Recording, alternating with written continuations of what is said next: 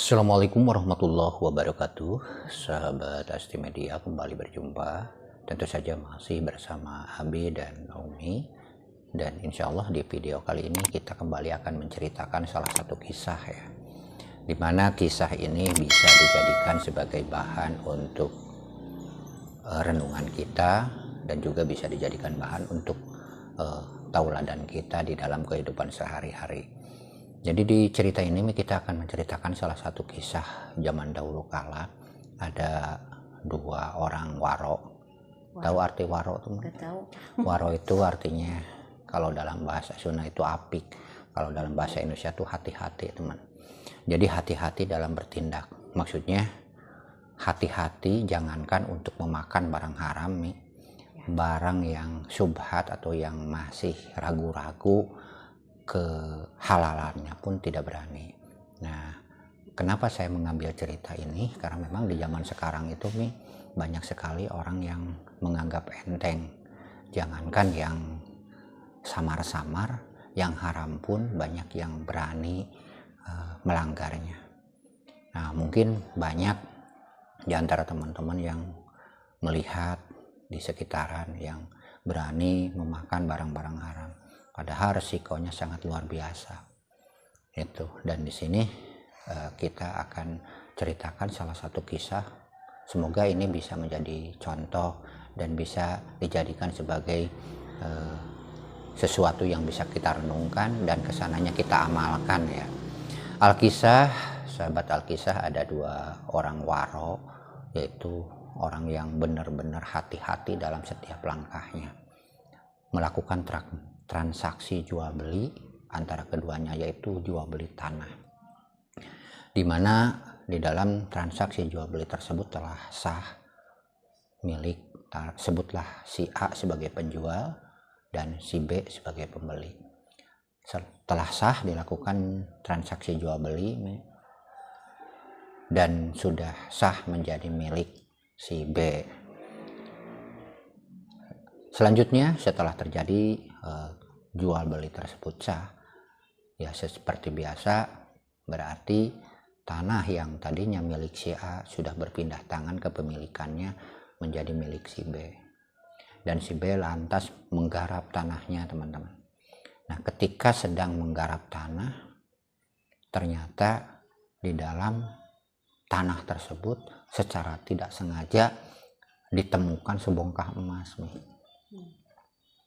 Nah, bisa dibayangkan ketika kita menggarap tanah, tiba-tiba menemukan sebongkah emas. Nah, orang tersebut sangat terkejut dan mulailah mengambil emas tersebut. Tapi ternyata emas tersebut itu tidak dijual ataupun disimpan, bahkan dia merasa takut karena merasa bahwa emas itu bukan miliknya. Ya, akhirnya dia memutuskan untuk membawa emas tersebut ke si A, si penjual tanah awalnya. Datanglah ke rumahnya si A dan menyerahkan emas, karena waktu transaksi jual beli dulu tidak membeli emas, tidak termasuk emas, begitu. Jadi merasa bahwa emas ini adalah milik si A. Nah, sebaliknya si A juga termasuk orang yang waro juga, orang soleh. Ya, dulu kan menjual tanah itu beserta seluruh isinya. Ya jelaslah bahwa emas ini milik si B, milik Anda sebagai pembeli. Ya dulu kan saya membelinya bukan membeli emas atau tidak termasuk emas. Ya tapi kan kata si B, kata si A ini, tapi kan ini ditemukannya setelah transaksi jual beli sah. Berarti ini milik Anda. Akhirnya terjadilah perdebatan. Ini semua apa yang membuat kita menarik itu, perdebatannya itu bukan perdebatan ingin memiliki, tapi sama-sama ingin menyerahkan emas tersebut ke antara si A dan si B. Ini kan aneh ya. Nah, adakah di zaman sekarang seperti itu? Nah, gitu kan. Saking hati-hatinya karena memang merasa bukan miliknya. Akhirnya permasalahan tersebut, perdebatan tersebut tidak membuahkan hasil nih. Sama-sama ngotot ingin menyerahkan emas, sama-sama ngotot merasa tidak memiliki emas tersebut. Ya akhirnya karena memang tidak terjadi adanya kesepakatan di dalam perdebatan tersebut, ya akhirnya membawa permasalahan tersebut ke seorang qadhi atau seorang hakim. Datanglah ke seorang hakim dan menceritakan permasalahan tersebut.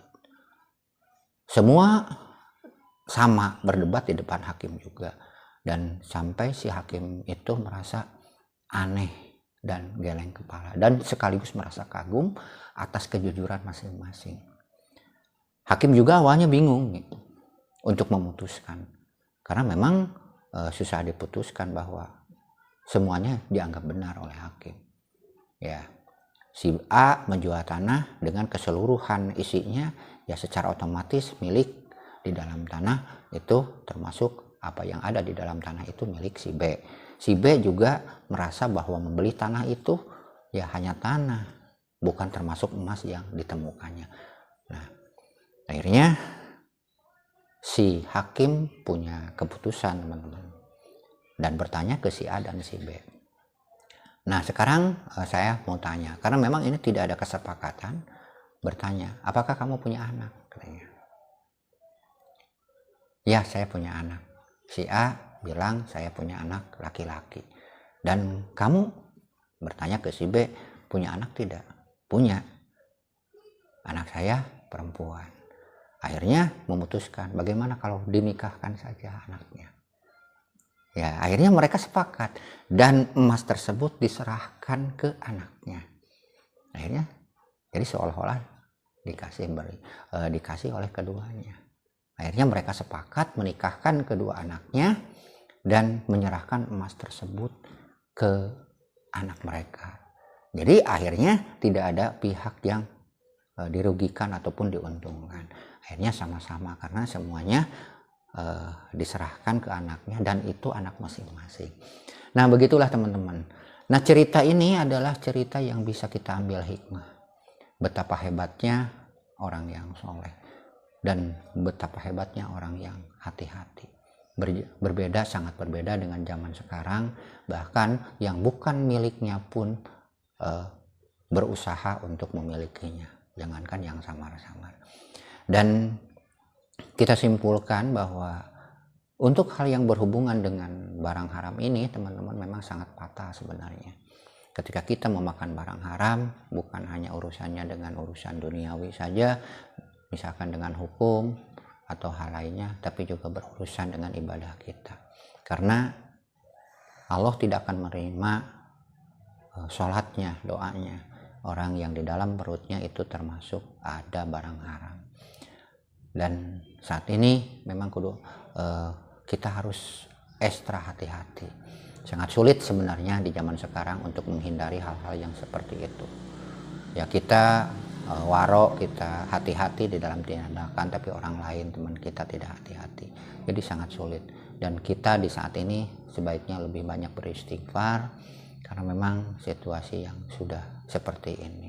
Riba sudah, jangankan ya riba sudah menyebar kemana-mana. Yang sudah jelas ribanya pun sudah berani. Contoh sekarang banyak pinjaman yang istilahnya yang mengatasnamakan syariah gitu kan, tetapi di dalamnya tidak bersyariah, jauh dari syariah Islam, bahkan bisa dibilang lebih ganas daripada rentenir, berkedok Islam. Banyak yang dijadikan Islam sebagai kedok, hanya untuk mengeruk keuntungan. Untuk itu ya kita harus ekstra hati-hati di dalam permasalahan ini. Jadi kita ambil hikmah dari cerita itu, bahwa ketika kita menemukan sesuatu yang bukan milik kita, baik itu secara mutlak haramnya dan masih samar-samar, sebaiknya kita menghindar. Karena semakin kita menghindar dari hal yang tidak jelas hukumnya, semakin terselamatkan kita dari azab neraka. Semoga apa yang disampaikan ini bisa bermanfaat dan mohon dukungannya untuk channel ini. Semoga teman-teman dan kita semua sukses. Sampai jumpa di lain video. Mohon maaf atas segala kesalahan. Wassalamualaikum warahmatullahi wabarakatuh.